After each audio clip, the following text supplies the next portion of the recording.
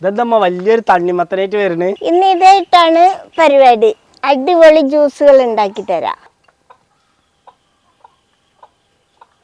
Hi കൂട്ടുകാരെ, നമുക്ക് ഈ ഒരു തണ്ണിമത്തൻ വെച്ചിട്ട് 3 ടേസ്റ്റുള്ള ജ്യൂസ് എങ്ങനെ ഉണ്ടാക്കുക എന്ന് നമുക്ക് കാണാം.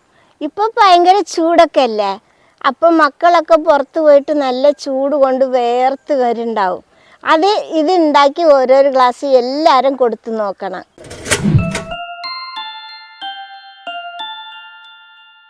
ആദ്യം നമുക്ക് തണ്ണിമത്തനൊന്ന് മുറിച്ചെടുക്കാം.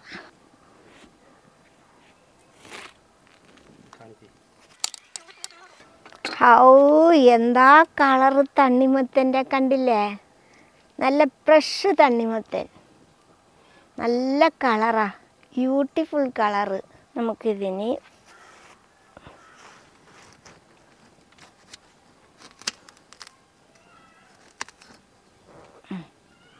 ഒരു കഷ്ണം നമുക്ക് മാറ്റി വെക്കാം. നമുക്കിനി ഇതിൻ്റെ കുരു ഒന്ന് കളയാം. ഇതിലധികം കുരു ഇല്ലെന്നാ തോന്നുന്നേ. ഈ കുരു നമ്മൾ എടുക്കുമ്പോൾ അവിടെ ഇവിടെയൊക്കെ ഓരോന്നുണ്ടെങ്കിലും കുഴപ്പമൊന്നുമില്ല കേട്ടോ. പിന്നെ ചിലവർക്ക് കുരു ഇഷ്ടപ്പെടില്ല.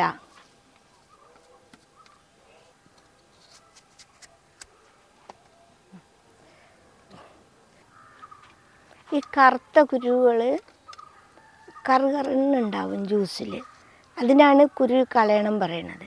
ഇനിയിപ്പോൾ കളഞ്ഞില്ലെങ്കിലും കുഴപ്പമൊന്നുമില്ല, അത് നമ്മൾ തരിക്കുമ്പോൾ അതിൻ്റെ കുരുവിൻ്റെ തോലൊക്കെ ഇങ്ങനെ വന്നോളും.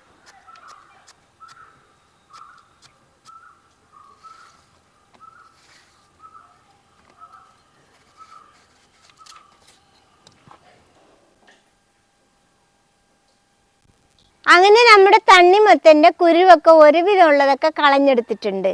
ഇനി നമുക്ക് മിക്സിയിൽ വെച്ചൊന്ന് അടിച്ചെടുക്കാം. ആദ്യം നമുക്ക് തണ്ണിമത്തന് ജാറിലേക്ക് ഇട്ട് കൊടുക്കാം.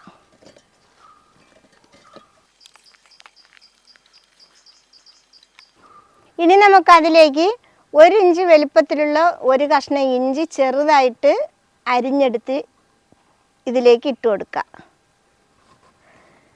ഇനി അതിലേക്ക് ഇച്ചിരി പുതിന ഇട്ട് കൊടുക്കുക.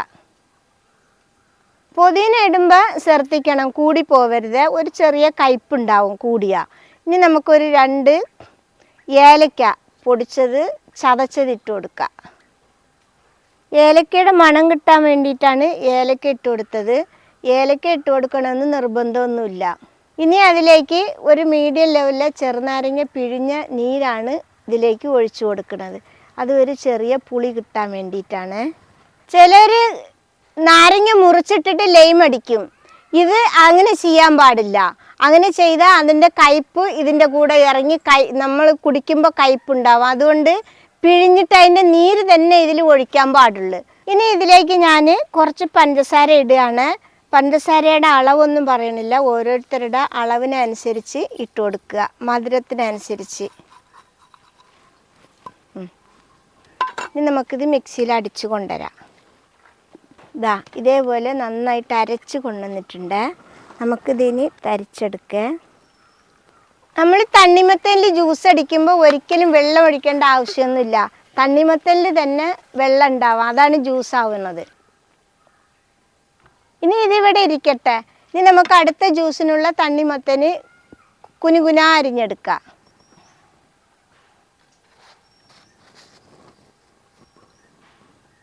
നമുക്ക് മുറിച്ചിട്ട് ആദ്യം കുരു കളഞ്ഞ പോലെ തന്നെ ഇതിൻ്റെ കുരുവും നമുക്കങ്ങ് കളഞ്ഞെടുക്കാം.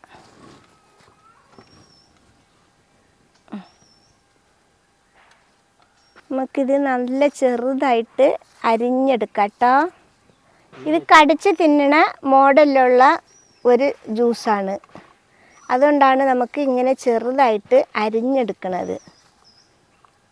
ഇതിൻ്റെ അടിയിൽ അവിടെ ഇവിടെയൊക്കെ ഓരോരോ കുരുകളൊക്കെ ഉണ്ട് കേട്ടോ.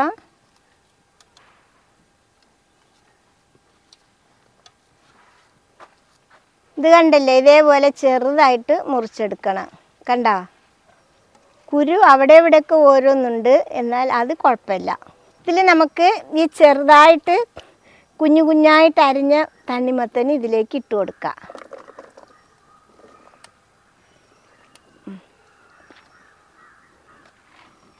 ഇനി നമുക്കിതിലേക്ക് 2 സ്പൂണ് കസകസ ഇട്ട് കൊടുക്കാം.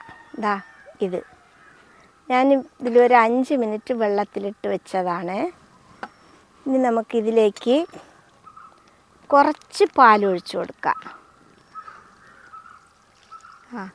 ഇത് കുറച്ച് പാല് പറഞ്ഞാൽ നല്ല കട്ടിയായിട്ട് വരേണ്ട ജ്യൂസാണിത്, അതുകൊണ്ടാണ്. ഞാനിപ്പോൾ ഇതിൽ ഒഴിച്ചത് പാക്കറ്റ് പാലാണ്, നല്ല തണുപ്പോടെ ഒഴിച്ചു കൊടുത്ത്. ഇനി നമ്മൾ വീട്ടുകളിൽ നിന്ന് വാങ്ങുന്ന പാലുണ്ടല്ലോ, ചിലർ അടുത്ത വീട്ടുകളിലൊക്കെ പശു ഉള്ളവരൊക്കെ പാല് വാങ്ങണത്, ആ പാലാണെങ്കിൽ നല്ല തിളപ്പിച്ച് ചൂടാറ്റിയിട്ട് നല്ല ഫ്രിഡ്ജിൽ വെച്ച് തണുപ്പിച്ചിട്ട് വേണം ഇതിൽ ഒഴിച്ചു കൊടുക്കാൻ. ഇനി നമുക്കിതിലേക്ക് ആവശ്യത്തിനുള്ള പഞ്ചസാര ഇട്ട് കൊടുക്കാം. ഇനി നന്നായിട്ട് നമുക്കൊന്ന് എല്ലാം പാടെ ഒന്ന് ഇളക്കി മിക്സാക്കി കൊടുക്കാം. ഇതിനി ഇവിടെ ഇരിക്കട്ടെ. ഇതിൻ്റെ കൂടെ ഈ റോസ് സിറപ്പ് ഉണ്ടല്ലോ, അതൊക്കെ ഇതിൽ ഇച്ചിരി ഒഴിച്ചു കൊടുക്കുകയാണെങ്കിൽ ഭയങ്കര ടേസ്റ്റാണ്. ഇപ്പോൾ എൻ്റെ വീട്ടിലതില്ല, ഉള്ളവർ അത് ഒഴിച്ചു കൊടുത്ത് ഉണ്ടാക്കി കഴിച്ച് നോക്കിയാൽ മതി, ഭയങ്കര ടേസ്റ്റായിരിക്കും. ഇനി നമുക്കിതെല്ലാതും ഓരോരോ ഗ്ലാസ്സിലേക്ക് ഒഴിച്ചു കൊടുക്കാം. ആദ്യം നമുക്ക് അടിച്ചു വെച്ച ജ്യൂസാണിത്. ഇനി നമുക്കിതിൽ ഈ ഗ്ലാസ്സിൽ ലേശം ഐസ് ഇട്ട് കൊടുക്കാം. നമുക്കിനി ഇതിലേക്ക് ഇത് ഒഴിച്ചു കൊടുക്കാം.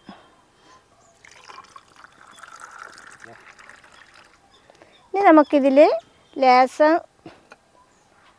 പുതിന ഇലയും കൂടി വെച്ച് കൊടുക്കാം. ആദ്യത്തെ ജ്യൂസ് റെഡി ആയിട്ടുണ്ട്. ഇനി നമുക്ക് രണ്ടാമത്തെ ജ്യൂസ് ഉണ്ടാക്കാം. ഇതിൽ നമുക്ക് കുറച്ച് ഐസ് ഇട്ട് കൊടുക്കാം. ഇനി അതിലേക്ക് ഒരു പച്ചമുളക് കീറിയത് ഇട്ട് കൊടുക്കുകയാണ്. ഇതൊരു എരിവിനാണ്. ഇത് ലേശം ഉപ്പും കൂടി അതിലേക്ക് ഇട്ട് കൊടുക്കുക. ഇതിൽ ഇച്ചിരി കസകസയും കൂടി 1 സ്പൂൺ ഇട്ട് കൊടുക്കുക. ഇത് വേറെ ഒന്നുമല്ല, നമ്മൾ മിക്സിയിൽ അടിച്ച് വെച്ച ആ ജ്യൂസ് തന്നെയാണ്. ഇതിൽ നമുക്ക് കുറച്ച് ഒഴിച്ചു കൊടുക്കാം. ഇനി നമുക്കിതിൽ ബാക്കിയുള്ളതിന് സോഡ ഒഴിച്ചു കൊടുക്കാം. അത് കുറച്ച് എരിവും ഉപ്പും ഒക്കെ കിട്ടാൻ വേണ്ടിയിട്ടാണ് ഇങ്ങനെ ചെയ്തത്. ഇനി നമുക്കൊന്ന് ഇളക്കി കൊടുക്കാം. ഇനി നമുക്ക് അതിൻ്റെ മേലെ ഒരു 2 പുതിനയുടെ ഇല ഇട്ട് കൊടുക്കാം. അത് ഒരു ഭംഗിക്കാണ് ഇട്ട് കൊടുക്കുന്നത് കേട്ടോ. ഇത് രണ്ടാമത്തെ ജ്യൂസ്. ഇനി നമുക്ക് മൂന്നാമത്തെ ജ്യൂസ് ഉണ്ടാക്കാം. ഇനി നമ്മൾ മൂന്നാമത്തെ ജ്യൂസ് ഉണ്ടാക്കാൻ പോവുകയാണ്. ഇതിലേക്ക് നമുക്ക് കോരിയിട്ട് കൊടുക്കാം. ഇനി നമ്മൾ ഇതിൻ്റെ മേലെ നിങ്ങൾക്ക് ഏത് ഐസ്ക്രീമാണോ ഇഷ്ടം അത് അതിൻ്റെ മേലെ ഇട്ട് കൊടുക്കുക.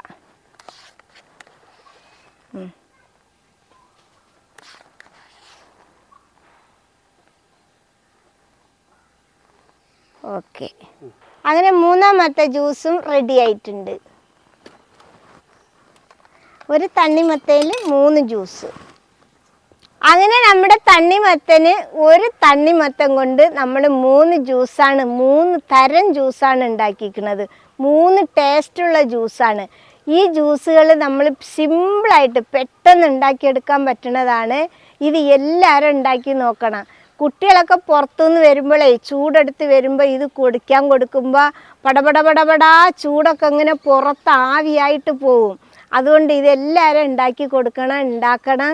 ഇഷ്ടപ്പെട്ടാൽ സബ്സ്ക്രൈബ് ചെയ്യുക, ലൈക്ക് ചെയ്യുക, കമൻറ്റ് ചെയ്യുക, ഷെയർ ചെയ്യുക.